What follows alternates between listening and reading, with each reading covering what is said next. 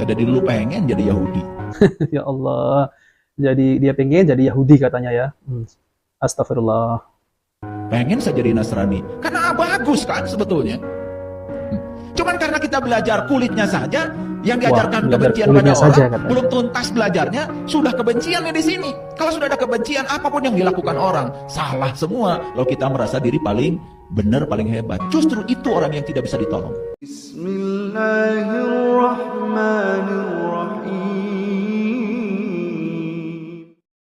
Assalamualaikum warahmatullahi wabarakatuh. Alhamdulillahirabbil alamin. Assalatu wassalamu ala nabiyyina Muhammadin wa ala alihi wa sahbihi ajma'in, amma ba'du. Teman-teman yang dimuliakan oleh Allah Subhanahu wa taala, kita bertemu kembali di channel Cahaya Hidayah.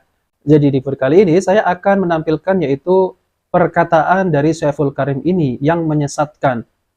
Jadi Syaiful Karim ini mengingkari tentang kekafirannya orang-orang Yahudi dan Nasrani. Padahal Allah lah yang telah mengatakan bahwasanya Yahudi dan Nasrani adalah kafir dan kekal di neraka jahanam. Namun Syaiful Karim ini membuat bingung umat dan sangat berbahaya sekali karena seakan-akan Yahudi dan Nasrani adalah agama yang diridhai oleh Allah Subhanahu wa taala.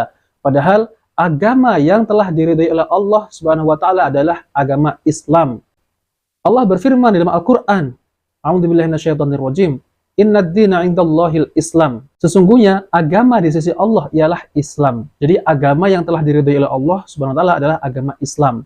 Lalu kemudian di surat Al-Imran ayat 85 Allah taala berfirman yang artinya, dan barang siapa yang mencari agama selain agama Islam, dia tidak akan diterima dan di akhirat adalah termasuk orang-orang yang merugi. Nah, teman-teman, jadi lebih lengkapnya saya akan tampilkan yaitu perkataan dari Syaiful Karim yang seakan-akan Syaiful Karim ini mengingkari kekafirannya orang-orang Yahudi dan Nasrani. Dan di video tersebut itu Syaiful Karim itu ingin menjadi orang Yahudi ataupun ingin menjadi orang Nasrani. Nah, oke teman-teman, penasaran? Mari kita simak videonya. Yahudi bahasa Arabnya hadu. Hadu itu orang yang dapat petunjuk sebetulnya. Jadi Yahudi itu bukan kelompok manusia di negara sana. Siapa saja yang sudah dapat petunjuk itu hadu. Itu bahasa Quran. Maka siapapun yang sudah dapat pertolongan Allah disebutnya Nasoro. Nasoro jadi Nasrani. Ini soal bahasa. Karena nggak ngerti kita gampang aja menjas orang. Ini Yahudi, ini Nasrani. Akibatnya benci aja. Padahal nggak tahu kita. Yang namanya Yahudi itu bahasa Arab itu dari hadu. Orang yang dapat petunjuk. Yang namanya Nasoro itu orang yang dapat pertolongan. Apa kita nggak mau dapat petunjuk dan pertolongan? Saya dari dulu pengen jadi Yahudi. Ya Allah. Jadi dia pengen jadi Yahudi katanya ya. Astagfirullah. Pengen saya jadi Nasrani. Karena bagus kan sebetulnya. Cuman karena kita belajar kulitnya saja, yang diajarkan kebencian pada orang, belum tuntas belajarnya, sudah kebenciannya di sini. Kalau sudah ada kebencian, apapun yang dilakukan orang, salah semua. Lalu kita merasa diri paling benar, paling hebat. Justru itu orang yang tidak bisa ditolong. Jadi orang yang tidak bisa ditolong itu orang yang merasa dirinya paling hebat, paling soleh, paling suci, paling pintar, dan semua orang salah di luar dia. Itu yang tidak bisa ditolong. Nah, ini bahasa Inggrisnya namanya kafir. Bahasa Arabnya kafir. Jadi kafir itu artinya tutup. Selama ini kita mengatakan kafir pada orang yang berbeda keyakinan dengan kita. Apa enggak konyol? Ini kafir tuh tutup. Sudah jadi bahasa sepak bola kiper. Itu dari kafir, koper.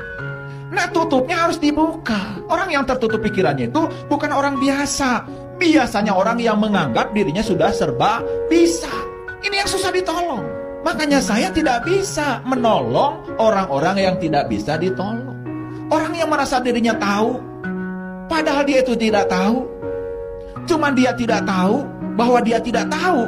Cuman sok tahu, seakan-akan dia paling tahu, padahal dia tidak tahu. Cuman dia tidak sadar kalau dia tidak tahu, gak bisa ditolong. Nah, teman-teman yang dimuliakan oleh Allah Subhanahu wa taala, jadi itulah ya perkataan dari Syaiful Karim. Jadi Syaiful Karim ini mengingkari kekafirannya orang-orang Yahudi dan Nasrani. Padahal banyak dalil dalam Al-Quran itu yang mengatakan bahwasanya Yahudi dan Nasrani telah kafir. Namun kalau kita menjelaskan bahwasanya orang Yahudi dan Nasrani kafir, jadi Syaiful Karim ini tidak terima. Nah, teman-teman yang dimuliakan oleh Allah Subhanahu wa taala, jadi kita langsung saja ya, saya akan hadirkan ya bagaimana penjelasan dari Ustadz Yazid bin Abdul Qadir Jawaz hafizahullah taala, yaitu tentang terkait masalah telah kafirnya orang-orang Yahudi dan Nasrani. Namun saya heran ya teman-teman ya, ini Saful Karim sudah tahu orang-orang Yahudi dan Nasrani ini telah kafir, namun malah ingin menjadi Yahudi maupun Nasrani. Oke teman-teman, kita langsung saja mari kita simak video dari Ustaz Yazid. Rasulullah SAW bersabda dalam hadis yang sahih yang diriwayatkan oleh Imam Muslim dari sahabat Abu Hurairah radhiyallahu an, "Walladzi nafsu Muhammadin biyadihi la yasma'u bi ahadun min hadhihi al-ummati yahudiyyun wala nasraniyyun thumma yamut wa lam yu'min billadzi ursiltu bihi illa kana min ashabin nar."